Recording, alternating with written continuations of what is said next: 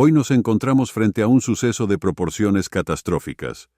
Irak, una tierra impregnada de historia y legado cultural, ha sido devastada por un cataclismo sin precedentes. Las consecuencias de este desastre son inimaginables, con pueblos enteros sumidos en el caos y la desesperación. Pero, ¿qué terrible cosa ha ocurrido realmente en esta tierra ancestral? Nos encontramos ante una tormenta de una intensidad sin igual.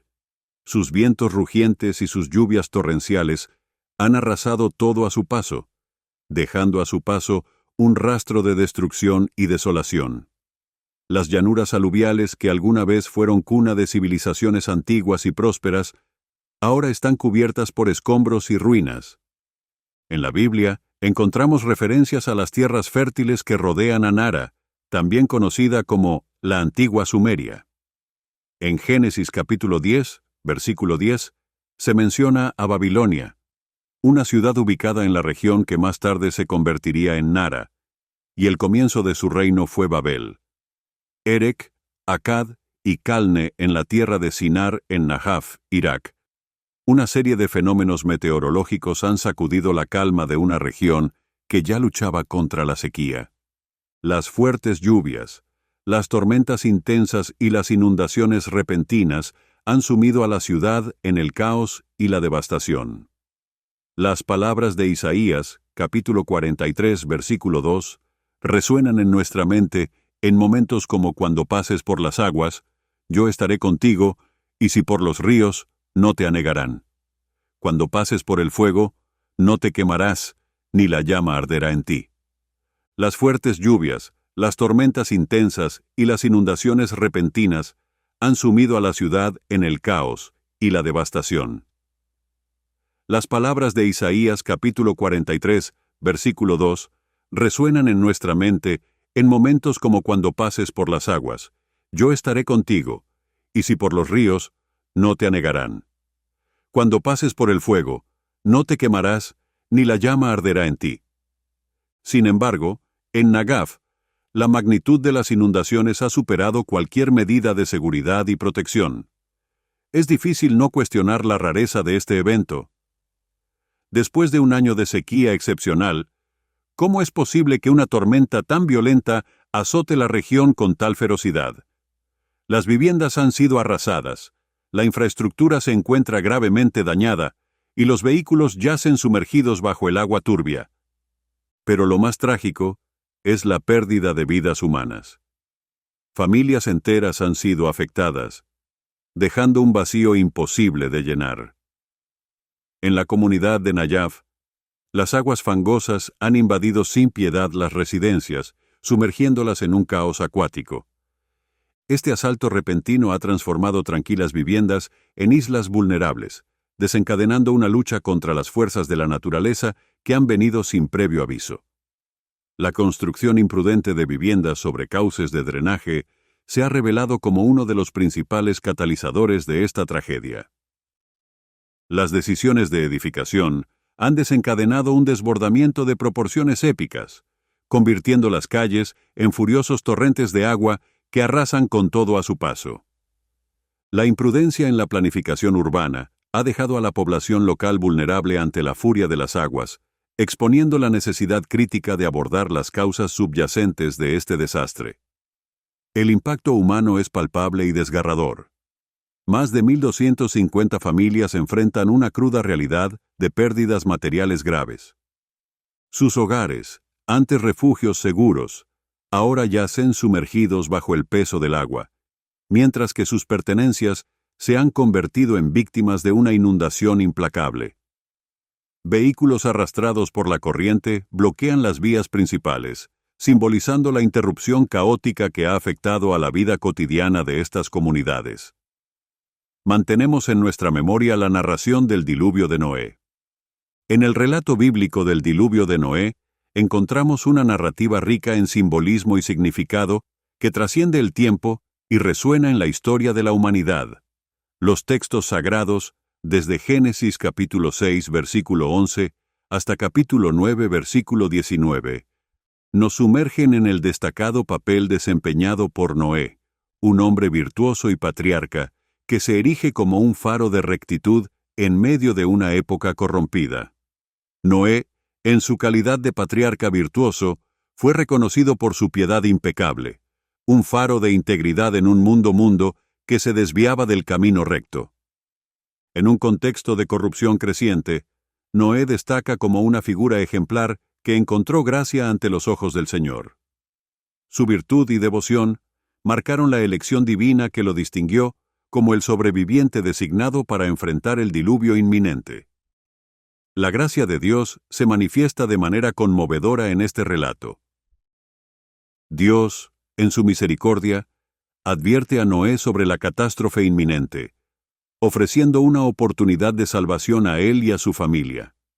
La promesa divina de rescatarlos, basada en la rectitud de Noé, ilustra la conexión entre la devoción personal y la intervención divina en medio de la adversidad. La encomienda de construir un arca y recolectar representantes de todas las especies animales revela la tarea monumental confiada a Noé. Esta construcción no solo fue un acto de obediencia, sino también un símbolo tangible de esperanza y supervivencia. El arca, en su magnitud, representa la providencia divina que asegura la continuidad de la vida, preservando la diversidad de la creación. Durante y después del diluvio, se volverá a repetir la misma historia. La tormenta trae consigo ráfagas de viento, lluvias intensas y a veces hasta descargas eléctricas y tornados, volviendo el ambiente denso y oscuro. Los vientos giratorios de la tormenta derriban árboles, causan daños materiales y ponen en riesgo la seguridad humana. Las consecuencias de las tormentas pueden destruir viviendas, servicios eléctricos y sistemas de transporte público. Aquellos que residen en Nara se vieron confrontados con la amenaza mortal y tuvieron que buscar rápidamente métodos para resguardarse a sí mismos y a sus seres queridos del poderío de la tormenta. En la oscura noche en Nara, el paraguas de tormenta se convierte en un ballet de luz, centelleando con destellos eléctricos que iluminan el cielo de manera impresionante. Estos destellos, aunque hermosos, son la antesala de una fuerza descomunal que se avecina. La tormenta despliega su furia con una sinfonía de resonancias donde el estruendo del trueno resuena en todos los rincones del espacio, provocando vibraciones que llegan a sacudir la tierra bajo nuestros pies. Los vientos, cual guardianes feroces de la tormenta, barren cada rincón de la ciudad con una energía desenfrenada. Golpean y sacuden cada objeto a su alcance, llevando consigo la fuerza de la naturaleza desatada. Cada ráfaga es como una demostración de la ferocidad con la que la tormenta reclama su espacio, recordándonos lo vulnerable que somos ante su poder destructivo. En el relato bíblico del diluvio, nos sumergimos en un episodio que trasciende el mero relato histórico. Es una narrativa que revela la evaluación divina ante la creciente maldad que permeaba la tierra. Antes de que las aguas cubrieran la faz de la tierra, los escritos sagrados nos revelan que Dios observó la extensión de la maldad humana. En Génesis capítulo 6, versículo 5, se señala que los pensamientos de los corazones humanos eran completamente malvados, una depravación que llamó la atención del Creador. Este análisis divino no se limitó a una mera observación distante.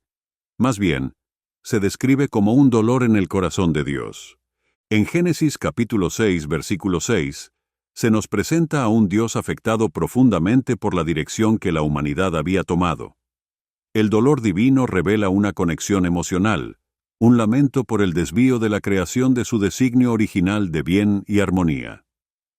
Ante este cuadro de maldad y dolor, Dios decide enviar el diluvio como un acto de juicio.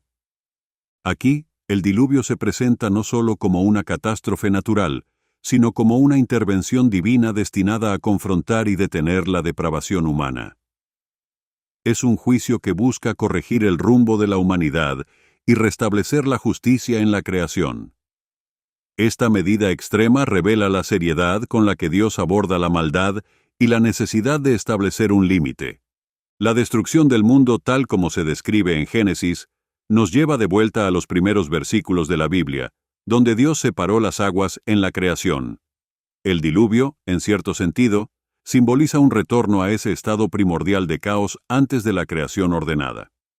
Génesis capítulo 1, versículos del 6 al 10, establece la estructura divina al separar las aguas. Pero en el diluvio, estas mismas aguas vuelven a converger, sumiendo la tierra en un estado de desorden y renovación. En el arca, Dios protegió a la familia de Noé durante el diluvio, permitiéndoles iniciar de nuevo en un mundo libre de pecado. Se presenta como un inicio fresco y la posibilidad de un desenlace distinto. Al relatar esta historia, es posible que algunos piensen que, sin importar cómo se cuente, Dios eliminó a toda la humanidad excepto una familia.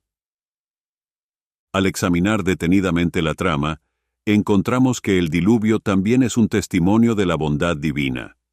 La misericordia de Dios se manifiesta a través de la decisión de frenar la creciente maldad humana. En Génesis capítulo 6, versículo 5, se nos revela que Dios observó que cada pensamiento en el corazón del ser humano era malvado.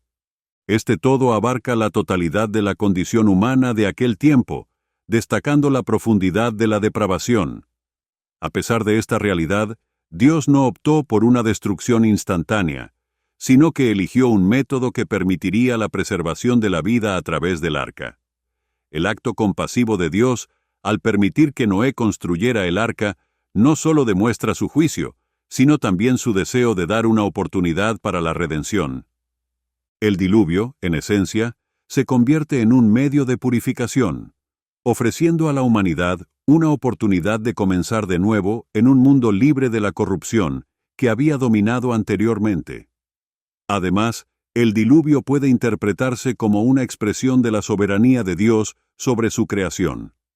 En el caos del diluvio, la tierra volvió a sumergirse en las aguas primordiales que Dios había separado en la creación original. Génesis capítulo 1, versículos del 6 al 10. Este acto divino, aunque drástico, establece un nuevo orden y renueva la creación, permitiendo un reinicio en armonía con la voluntad divina. Así, la narrativa del diluvio, lejos de ser simplemente un castigo, se convierte en un testimonio de la misericordia y la benevolencia de Dios. La oportunidad brindada a Noé y su familia para preservar la vida en el arca es un recordatorio de que, incluso en medio del juicio, Dios siempre ofrece una vía para la restauración y la renovación. La intención del diluvio era erradicar la maldad que implicaba una propagación generalizada de la violencia, según se relata en Génesis capítulo 6, versículo 11. Al eliminar a aquellos que se entregaban a la maldad, a excepción de Noé y su familia. Más adelante descubrimos que incluso Noé y su familia no eran inmunes a las fallas. Génesis capítulo 9, versículos del 9 al 24. Esto nos lleva a comprender que incluso las personas más virtuosas todavía enfrentan luchas morales en la sociedad actual, aunque todos seguimos siendo pecadores. Dios prometió no volver a destruir el mundo mediante un diluvio, simbolizando su compromiso con un arco iris en el cielo. Génesis, capítulo 9, versículos del 8 al 16. La promesa divina de no utilizar nuevamente el diluvio no implica que Dios ignore el pecado. Se nos advierte que en algún momento la tierra será consumida por el fuego. Pedro expone que en el pasado los cielos existieron y la tierra fue moldeada por agua y mediante la palabra de Dios. Por esa misma palabra, el mundo antiguo pereció al ser inundado. Sin embargo, los cielos y la tierra actuales están destinados al fuego, reservados para el día del juicio y la destrucción de los impíos. 2 Pedro capítulo 3 versículos del 5 al 7 agrega que el día del Señor llegará como un ladrón, en el cual los cielos se disolverán con estruendo, los elementos serán consumidos por el fuego y la tierra, junto con sus obras, serán reducidas a cenizas. 2 Pedro, capítulo 3, versículo 10. Es importante distinguir que el arrebatamiento de la Iglesia y la segunda venida de Cristo son dos eventos esenciales que capturan la atención de los creyentes. La distinción entre estos eventos radica en su naturaleza, cronología y propósito. El arrebatamiento, como se describe en 1 Tesalonicenses, capítulo 4, versículos del 13 al 18, 1 Corintios, capítulo 15, versículos del 51 al 54, representa el momento en el cual los seguidores de Jesús son llamados para encontrarse con Él. Este evento conlleva una alegría especial para la Iglesia, y, crucialmente, ocurre antes del desencadenamiento de la gran tribulación de 7 años. La temporalidad diferenciada de estos eventos es crucial para entender la profecía bíblica. El arrebatamiento ofrece consuelo y esperanza, ya que precede a un tiempo de dificultad profunda, brindando a los creyentes la seguridad de ser reunidos con su Señor antes de la tribulación. Contrastando con el arrebatamiento, la segunda venida de Cristo se caracteriza por su manifestación física en el Monte de los Olivos, como se predice en Zacarías capítulo 14 versículos del 3 al 4. Este momento culminante se sitúa al final de la tribulación de 7 años y representa un evento específico donde Jesús literalmente tocará tierra, marcando el inicio de un nuevo orden en la historia humana. La distinción temporal entre estos eventos resalta la importancia de comprender las profecías bíblicas y su aplicación en la vida cristiana. La visión de Zacarías y otros pasajes proféticos proporciona un panorama más amplio de cómo se desarrollarán estos eventos en el futuro, marcando la conclusión de la tribulación y el retorno triunfante de Cristo. Al analizar las Escrituras, se evidencia que la segunda venida difiere de la primera venida de Jesús. Mientras que la primera vez vino como el Salvador, en la segunda venida se revelará como el Rey Conquistador. Este cambio en la manifestación subraya la majestuosidad y la soberanía de Cristo en su retorno triunfal, como se revela en pasajes como Apocalipsis, capítulo 19, versículos del 11 al 16. En 2 Pedro, capítulo 3, versículos del 11 al 13, el apóstol Pedro nos insta a adoptar un estilo de vida caracterizado por la santidad y la piedad, reconociendo que el juicio final es inevitable. La imagen de la destrucción de los cielos por fuego y la fusión de los elementos nos invita a reflexionar sobre la transitoriedad de la existencia terrenal y a orientar nuestras acciones hacia lo divino. La promesa de nuevos cielos y nueva tierra, según 2 Pedro capítulo 3, versículo 13, ofrece una visión esperanzadora de restauración y renovación. Este futuro se define por la justicia, señalando hacia una realidad donde la armonía y la rectitud prevalecerán. La idea de un renacimiento completo después de la destrucción por fuego se asemeja al periodo post-diluvio, cuando el mundo, aunque no perfecto, fue objeto de una nueva oportunidad. El paralelismo entre la destrucción del diluvio y la futura destrucción por fuego resalta la importancia de un cambio radical en la humanidad. Aunque después del diluvio persistió la rebelión, la destrucción por fuego simboliza una oportunidad de transformación total. Este evento apunta a la creación de un mundo donde reine la justicia, contrarrestando la rebelión pasada. La analogía del arca en el diluvio destaca la vital necesidad de refugiarnos en Cristo como la única salvación ante el juicio venidero, al igual que aquellos que subieron al arca fueron salvados. Refugiarnos en la redención ofrecida por Cristo es la única vía de escape frente a la destrucción por fuego. La mención de la divergencia en las creencias sobre el diluvio en los días de Noé subraya la trascendencia de nuestras elecciones y creencias. Este detalle resalta que nuestras decisiones tienen consecuencias significativas, tanto en el pasado como en el futuro. La historia del diluvio y la promesa de la destrucción por fuego nos recuerdan la importancia de vivir con perspectiva eterna, abrazando la llamada a la santidad y la esperanza de una nueva creación justa. La validez del diluvio global encuentra respaldo en las afirmaciones contundentes de Jesucristo, quien, al referirse al diluvio en Mateo, capítulo 24, versículo 39, lo presenta como un hecho histórico innegable. Su declaración destaca que este evento catastrófico no fue meramente local, sino que afectó a toda la población antediluviana, respaldando así su alcance global. Desde una perspectiva antropológica, la dispersión humana ya había tenido lugar en el tiempo asignado a Noé según la cronología bíblica. los antropólogos evolutivos reconocen la amplitud geográfica de esta dispersión, lo que implica que un diluvio antropológicamente universal debe haber sido, por tanto, geográficamente mundial. Esta conexión refuerza la validez del diluvio como un evento que abarcó toda la tierra. El apóstol Pedro en 2 Pedro capítulo 3 versículo 6 respalda la creencia en un cataclismo hidráulico mundial al describir cómo el mundo, cosmos en griego, fue inundado y pereció. Al definir mundo como los cielos y la tierra, Pedro subraya la extensión geográfica del diluvio, corroborando su carácter global. Adicionalmente, en 2 Pedro, capítulo 2, versículo 5, Pedro declara que Dios no perdonó al mundo antiguo, sino que trajo el diluvio sobre el mundo de los impíos. Esta afirmación refuerza la idea de que el diluvio fue un juicio divino que no discriminó, sino que abarcó a toda la humanidad, respaldando así la narrativa del Antiguo Testamento.